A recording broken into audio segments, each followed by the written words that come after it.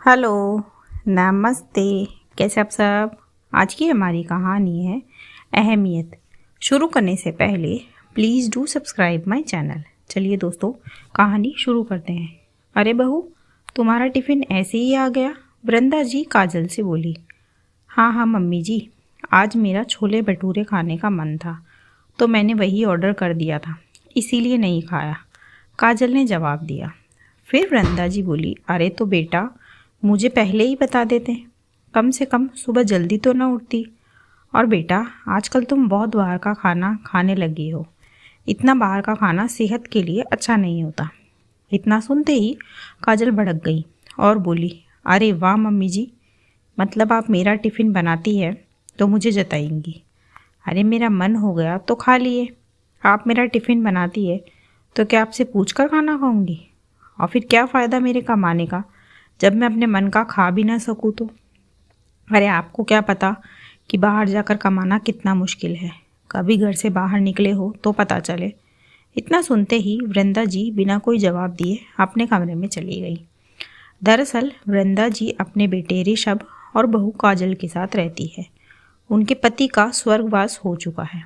उनके 2 बेटियां और हैं जिनकी शादी हो चुकी है। अब वृंदा जी जो है वो बहुत ही सरल स्वभाव की महिला है। 1 साल पहले ऋषभ ने उनको बताया था कि वो साथ काम करने वाली काजल को पसंद करता है, तो उन्होंने बेटे की खुशी में ही अपनी खुशी ढूंढ ली। फिर उन्होंने काजल को ऐसे अपनाया जैसे वो उनकी अपनी औलाद हो। वो पहले सुबह उठकर अपने बेटे का टिफ़िन और नाश्ता तैयार करती थी और ऋषभ की शादी के बाद से काजल और ऋषभ दोनों का बस झाड़ू पोछे के लिए मेड आती है। बाकी का घर का सारा काम वृंदा जी ही करती है। खाना, बर्तन, कपड़े, घर की देखभाल, सब कुछ। और ये सब वो अपनी मर्जी से करती है। उनको लगता है जब ऑफिस में काम करके ऋषभ थकता है तो काजल भी तो थकती होगी। वो उन दोनों के ऑफिस से आने से पहले चाय नाश्ता सब बना कर रखती है। हालांकि उनकी बेटियों ने उनको कई बार समझाया है कि माँ, इस तरह भाभी की आदतें बिगाड़ रहे हो। आप उनको घर की थोड़ी बहुत जिम्मेदारी दिया करो। आप जब तक उनको जिम्मेदारी दोगे नहीं, वो उसको निभाना कैसे सीखेंगी? और ऐसा भी नहीं है कि काजल को खाना बनाना नहीं आता, वो खाना बनाना जानती है। पर वृंदा जी सब काम खुद ही कर देती है तो काजल काम नहीं करती। पर आज जिस तरह से काजल ने उनसे बात की, ये बातें उनको बहुत बुरी लगी। फिर उन्होंने मन ही मन कुछ तय किया और अपने कमरे में बैठ गई। कुछ देर बाद ऋषभ उनके पास आया और बोला, मम्मी, आपने आज खाना नहीं बनाया, तबीयत तो ठीक है? फिर वृंदा जी बोली, नहीं तबीयत ठीक है, बस आज मेरा मन नहीं था इसीलिए नहीं बनाया, और आज से मैं खाना बनाऊंगी भी नहीं। सुबह भी तुम दोनों अपना टिफ़िन देख लेना, अब मुझसे रसोई नहीं संभलती, मैं थक जाती हूँ।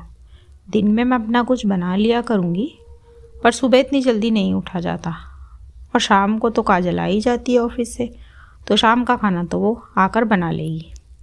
अब वृंदा जी चाहती तो ऋषभ को काजल की कही बातें बताकर उन दोनों में झगड़ा करवा सकती थी, पर उन्होंने ऐसा नहीं किया।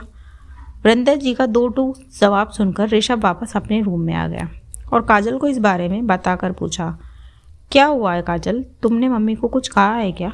तब काजल बोली, अरे मैंने क्या कहा, क्यों मम्मी जी ने तुमको बताया नहीं? तब ऋषभ कुछ भी नहीं बोला। उसने रात का खाना तो ऑर्डर किया और दिन में भी दोनों ने बाहर से ही खाना लेकर खाया। फिर तय हुआ कि वो दोनों टिफ़िन लगवा लेंगे और अगले दिन से दोनों ने अपने लिए टिफ़िन लगवा लिया। पर 2 ही दिन में दोनों परेशान हो गए, क्योंकि इसमें खाना ही इतना कम आता था कि दोनों का पेट नहीं भरता था। क्योंकि ऋषभ और काजल दोनों ही चावल नहीं खाते थे और टिफ़िन में थोड़े से चावल के साथ 2 रोटी और 1 सब्जी आती थी। दूसरी तरफ शाम को भी काजल को घर जाकर खाना, बर्तन सब करना पड़ता था।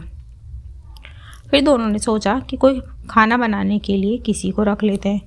फिर उन्होंने एक मेड रखी। फिर 2-4 दिन सब ठीक रहा। फिर मेड सुबह लेट आने लगी। जब काजल ने उसे टोका तो वो बोली, दीदी, मैं अकेले आप ही के घर में काम नहीं करती, और भी घर है और मेरे भी अपने बच्चे हैं, उनको भूखा छोड़कर मैं नहीं आ सकती। आपको जमता है तो रखो, वरना मत रखो। मेड का 2 टूक जवाब सुनकर काजल की आंखों से आंसू आ गए। फिर वो सीधा अपनी सास के पास गई। वृंदा जी अपने कमरे में पलंग पर बैठी थी। फिर काजल ने अपना सर उनकी गोद में रखा और बोली, माँ मुझे माफ़ कर दो प्लीज़। वो क्या है ना, आप बिना कहे मेरा सारा काम कर देते थे, तो मैं आपकी अहमियत नहीं समझ पाई कि आप कितना करते हो मेरे लिए। प्लीज़ मम्मी जी माफ़ कर दीजिए। फिर वृंदा जी बोली, बेटा अहमियत तुम्हें मेरी नहीं, जो भी घर पर काम करे उसकी समझनी चाहिए। काजल, घर के काम ऐसे ही नहीं हो जाते। ऑफिस के काम का तो एक तय समय होता है, पर घर के कामों का कोई तय समय भी नहीं होता। ये सुबह उठने से लेकर रात तक चलते ही रहते हैं। तुम्हें तुम्हारे काम के बदले सैलरी भी मिलती है, पर घर पर काम करने वालों को नहीं मिलती। फिर काजल बोली, सॉरी मम्मी जी माफ़ कर दीजिए, मैं समझ गई। चलिए आज आपको मैं खाना बना कर खिलाती हूँ, जो आपको पसंद हो बताइए, क्या खाएंगी आप। सुनकर वृंदा जी मुस्कुरा दी। इसी के साथ कहानी यहीं ख़त्म होती है। कहानी आपको कैसी लगी मुझे कमेंट बॉक्स में ज़रूर बताएं। ऐसी ही और कहानियाँ सुनने के लिए मेरे चैनल KNY के हिंदी कहानियाँ को सब्सक्राइब ज़रूर करें। थैंक यू सो मच दोस्तों। Thanks for watching. Do like, share and subscribe my channel. Thank you so much.